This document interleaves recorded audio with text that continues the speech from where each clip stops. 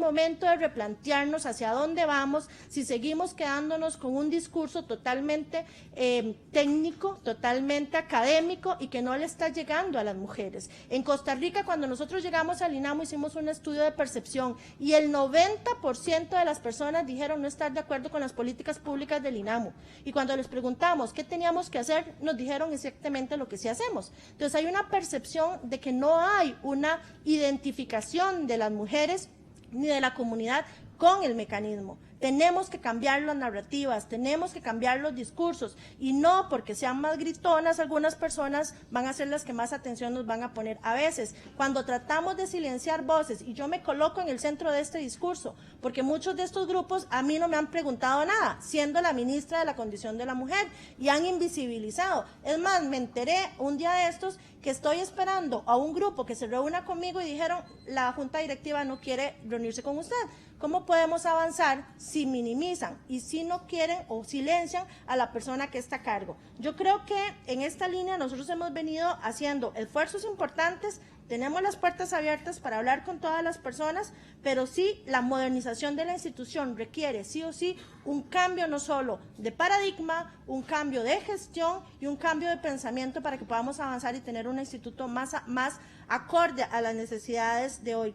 Y nada más quiero dejar acá que sí, el fenómeno del femicidio es multicausal y la próxima semana, de hecho de hoy en 8, vamos a estar dando uno de los elementos que los estamos considerando como promotores también de temas de femicidio. Hay un efecto imitativo, hay un efecto copycat en el manejo que se están haciendo en los medios de comunicación de los femicidios. Hay estudios y hay doctrina suficiente que dice que hay un 26% de probabilidades que se repita un caso de femicidio después de una noticia dentro de los primeros 10 días.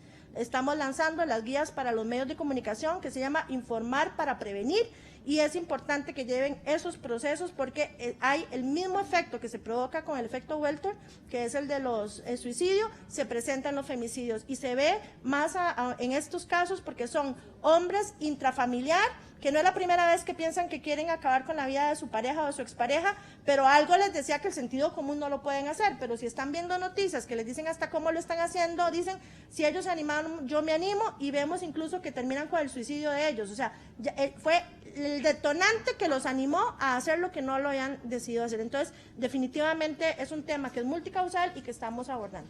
Yo quisiera hacerle una pregunta. Acaba de suceder un hecho en un autobús con una niña. ¿Cuál ha sido el accionar del INAMO en este respecto? ¿Qué gestión hizo? ¿Qué manejo se le ha dado a esto desde el INAMO? Inmediatamente se coordinó con la unidad regional, se hicieron presente a la casa de la menor, víctima de la primera, ¿verdad? Porque han habido una serie de situaciones que se ha profundizado, otras tipologías que la colocan en situación de vulnerabilidad a más personas. Se hizo un análisis del contexto familiar. En este momento, cuando fuimos acompañados del PANI también, ¿verdad? Esto no es un caso reciente, digamos, los hechos se dieron una semana atrás, entonces dentro del contexto temporal, nosotros logramos tener contacto, no directamente con la joven, ella estaba poniendo la denuncia en ese momento. La mamá, queremos trabajar con ella por otras condiciones del ciclo familiar, que voy a omitir ahondar en ese tema, porque se está dando seguimiento. Es un caso más complejo de lo que se conoce, con otras aristas en la situación. Entonces, estamos haciendo un abordaje desde la unidad regional. Doña Tania Barrantes es la directora de nosotras. Siempre que se da un caso de estos, nosotros hacemos el abordaje, llamamos al PANI, porque por ser menores de edad, ellos tienen pues obviamente la autoría en este caso. Hicimos esa primera incursión, hablamos con una tía, la mamá no estaba, volvimos a comunicarnos con la mamá, estamos previendo una reunión porque hay cierta resistencia, ¿verdad? Y con referencia, no perdona la interrupción, pero es que es problemas de tiempo, con referencia al muchacho, a la institución, ¿qué gestiones? Inmediatamente nosotros coordinamos con el MEP, primero para averiguar cómo era la condición del bus, ¿verdad? Primero, segundo, y estamos a la espera, creo que mientras estoy aquí ya llegó el informe de la relación que tiene Plan OVI, de la persona que está vinculada con el seguimiento de la política pública para la atención y prevención de la violencia, de cómo está la eficiencia del proceso que se lleva a cabo en los centros educativos con la línea de abordaje de violencias. Y con el PANI… Yo lamentablemente, cuando usted Sí, dice, pero no cuando lo usted voy a… se refiere a que para usted era simbólico que un grupo de hombres le estuviera dando respuesta a los Sí, porque hay que cambiar el cuestionamientos. patriarcado y hay que cambiar los machismos. Por eso yo no estoy tan convencida como usted de que eso fuera muy simbólico, porque lo que el mensaje, eso es simbólico para los técnicos, para la gente que conoce de eso, pero el mensaje para la generalidad de las mujeres, para las mujeres comunes y corrientes, para las mujeres de a pie, es que ahí lo que hay era un grupo de hombres que es quienes tienen la autoridad, quienes tienen la presencia y quienes mantienen el liderazgo. Así lo ve la gente común y corriente. Entonces, por eso digo que no estoy tan de acuerdo con usted, porque su óptica es una óptica técnica. Pero la óptica de la mujer en la sociedad normal, común y corriente, es que ahí los que están son sentados los hombres, que son quienes tienen el liderazgo, son quienes tienen la autoridad, quienes tienen para ayudar a las mujeres. Sí, pero eso no lo ven las mujeres lo que ven no nos vamos a poner de acuerdo porque usted lo ve desde una parte técnica. Usted lo ve desde una parte técnica y yo lo estoy viendo desde la parte de mujer común y corriente. Ahí están. Si me permite un momentito, porque yo la escuché a usted con mucha calma, sin interrumpirla, ¿verdad? No hay que coincidir en todo, ni hay que reaccionar porque no se coincida. Ahora que habló de que era un efecto imitativo, yo coincido con usted plenamente en que la violencia es imitativa, por eso le hice la pregunta y se normaliza viendo gestos de violencia y actitudes violentas y agresiones. Por eso la violencia intrafamiliar es sin duda una escuela de la violencia, igual que son las cárceles. La gente que está intramuros y sale tiene que dársele una atención especializada, en lo cual se ha fallado institucionalmente, se ha fallado desde adaptación porque no se le da el tratamiento y la inducción adecuada con con los institutos de masculinidad efectiva, de masculinidades sanas, y con el INAMO atendiendo a las familias para que siempre, como funcionaria penitenciaria, siempre considere que eso es importante, abogué con eso, sin embargo, siempre se habló de la falta de recurso técnico para atenderlo. Y como la violencia es pero ya se está dando, para que esté tranquilo. Como la violencia es susceptible de ser imitada, yo quisiera preguntarle si en esto se ha trabajado con gente que mantenga liderazgo, con gente que tenga, que esté en relaciones de poder, que sean muy evidenciadas, para evitar que esa violencia sea imitada. Mira, la violencia misógina, y a mí, aunque me duele enormemente y me cuesta mucho ver el video de este joven, ese es el típico de violencia misógina, el joven que escupe, el joven que le pone el pie, el joven que se sienta. Es un tema de dominación, es un tema de sumisión por parte de la otra persona. Yo en eso he sido sumamente crítica, porque también a veces utilizamos los conceptos de manera equivocada. Y entonces creemos que todo tipo de discusión es violencia contra las mujeres, y también hay muchas mujeres que ejercen violencia y que repiten los patrones patriarcales en la actividad o en la forma de liderazgo. Hemos trabajado mucho en las mujeres para que desarrollen un liderazgo diferente, hemos trabajado mucho o estamos trabajando en las masculinidades, que es algo que hasta ahora se está haciendo, y para su tranquilidad le cuento que se está haciendo en diferentes niveles, y precisamente eso ejemplifica lo que vimos en ese bus, lo que miles de mujeres pasan hoy dentro de sus casas, de manos de su compañero, y cómo ese tema de violencia de género, ese es el ejemplo claro. Tenemos que ser muy cautas también en la manera en cómo utilizamos los conceptos y dejar de ser selectivas a la hora también de aplicar los preceptos, porque a veces defendemos solo a nuestras compañeras o a veces atacamos solo al que queremos identificar. Creo que en eso tenemos una responsabilidad todos de ejercer liderazgos también transformadores, y en ese sentido yo hago siempre un llamado, sobre todo a las mujeres políticas con las que he trabajado muchísimo y sigo trabajando, y la institución sigue trabajando en ejercer liderazgos de manera distinta. Hay un proyecto de violencia vicaria del PLP que no se ha convocado. Ese es un proyecto que tenemos en la Comisión de Seguridad y Narcotráfico. Viera que para nosotros, señora ministra, nos generó un signo de admiración y un signo de pregunta en la comisión, porque ciertamente es un proyecto que necesita arreglos, pero son mínimos. Es arreglos pequeñísimos. Y sin embargo, no fue convocado. Y se convocaron proyectos que, para esta comisión, proyectos que eran inconstitucionales del todo, y que está clarísimo, y que está el estudio de servicios técnicos y de los asesores de la comisión, que referencian que ciertamente no tienen pequeños detallitos como el problema de la violencia vicaria, que es un proyecto del PLP, sino que, y refiero que es un proyecto del PLP para que se note que no estoy defendiendo algo que es un proyecto personal o del partido, de la fracción del que yo soy parte.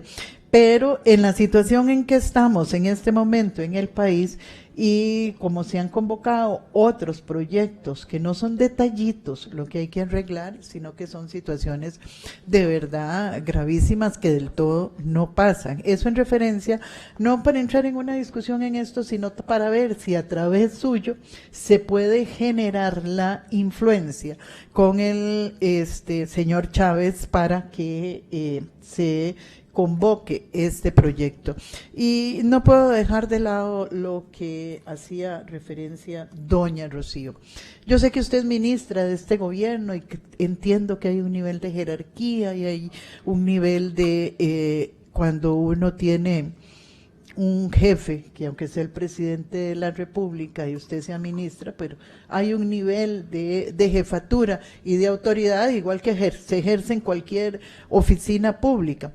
Pero yo sí creo que debería dársele un poco de inducción y de atención al señor Chávez, para que en el entendido de que la violencia es imitativa y que quizás sería importante que alguna institución hiciera un análisis de cuánto ha crecido la agresión de las mujeres en los últimos 2 años, siguiendo el patrón de imitación de esta agresión que sin ninguna duda ha tenido el presidente de las mujeres, el de la República con las mujeres, y que se patentó y queda clarísimo, sin ninguna duda, que se puede observar desde cualquier óptica, bajo cualquier iluminación y desde cualquier escenario, bajo cualquier cambio de luces, se puede observar los miércoles en la conferencia de prensa, que sin duda ahí es clarísimo. Y yo quisiera que se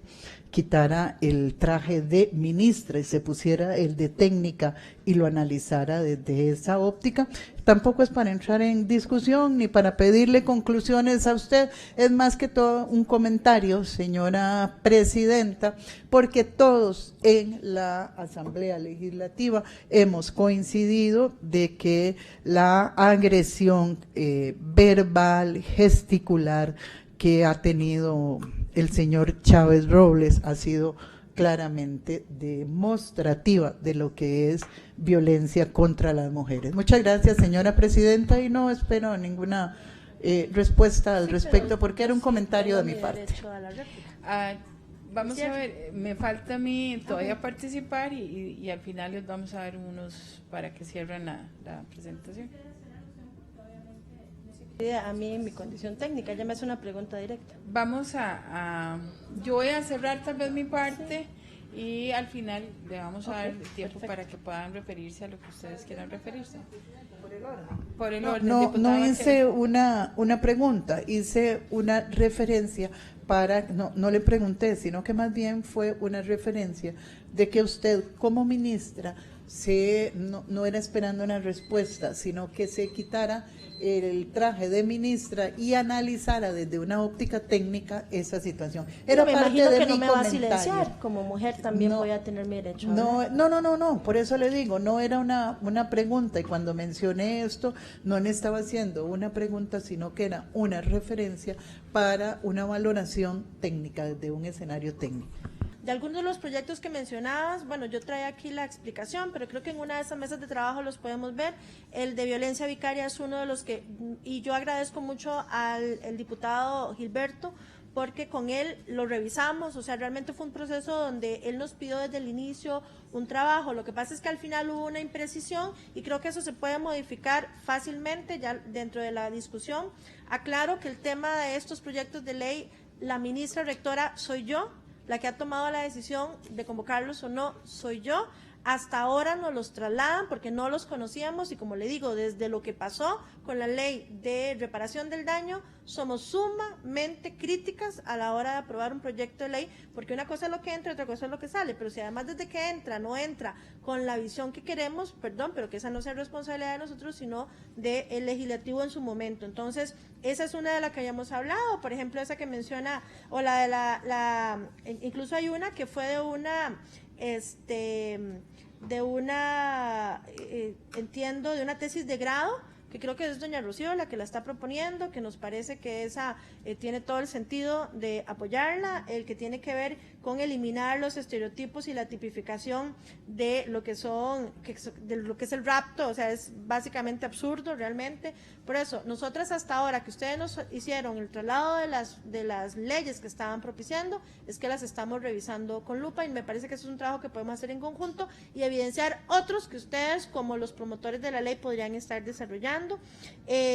La parte de la impunidad, señoras, tenemos dos juicios, el Taxan y el de Cedeño. Gracias a Dios que al final alguien tuvo la luz de retrotraer completamente esos fallos judiciales, pero estarían afuera porque no hubo debida diligencia y no se analizó con la perspectiva de género la prueba. ¿Cómo es posible que hoy, gracias a ese fallo final, porque ya habían fallado, ya había sentencia absolutoria en dos casos sumamente claros, y por eso la impunidad, ese es el gran mensaje, usted lo acaba de decir, nosotros podemos colocar puntos violetas, pasos seguros, trabajemos, que no va a ser de hoy para mañana, lo que no se hizo en el pasado, no porque no se haya querido o porque no haya sido bueno, no quiere decir que no fue eficiente porque los resultados de hoy de violencia no es que no se genera por generación espontánea, es un acumulativo de vivencias personales de estos hombres no tan mayores, hay mayores pero también hay jóvenes de 30 años, de 40 años, tenemos leyes que no han evidenciado cómo muta la evolución, y por ejemplo el caso de Kremlin. ¿Por qué se dio el caso de Kremlin? Porque hay una ley que dice que si hay una relación impropia, el transgresor va a la cárcel, y eliminaron la evidencia. O sea, es que esas son las cosas de cómo la sociedad realmente nos reta todos los días, y para nosotros el tema de la impunidad y de la debida diligencia es fundamental. Y nada más quiero cerrar diciendo que yo lo que veo todos los miércoles es un hombre muy fuerte, que está muy frustrado con una institucionalidad trabada, y lamentablemente a veces quienes han trabado mal la institucionalidad también son mujeres, que no porque seamos mujeres no tenemos responsabilidades y no tenemos que asumir las responsabilidades de nuestros actos. He visto que se habla sobre ellas como se habla sobre cualquier otro hombre, y lo que me llama la atención es que una de las personas más violentas contra otra mujer, como es doña Pilar Cisneros, que es usted, hable de esos temas. Muchas gracias. Por el orden. Sí, señora. Mire, señora ministra, usted vino aquí en otra condición.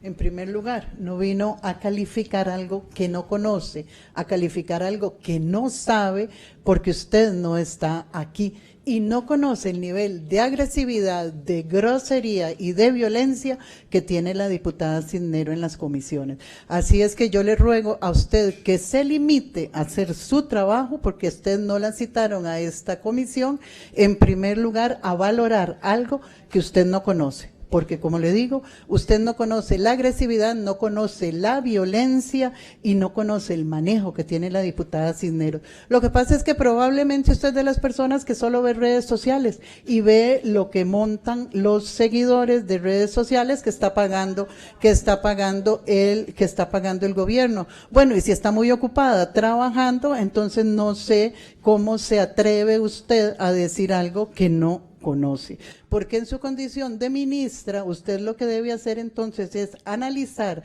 qué es lo que está ocurriendo y valorar la violencia. Si hay una respuesta de una persona que no está dispuesta a dejarse amedrentar o avasallar por alguien que cree que simplemente se apaga una pantalla de un televisor y que puede hacer y decir lo que quiere. Así es que yo le ruego, señora ministra, que cuando va a hablar, hable de algo que usted conoce, de un escenario que usted tiene claro, analice. Venga, vea comisiones y después de eso usted emite un criterio.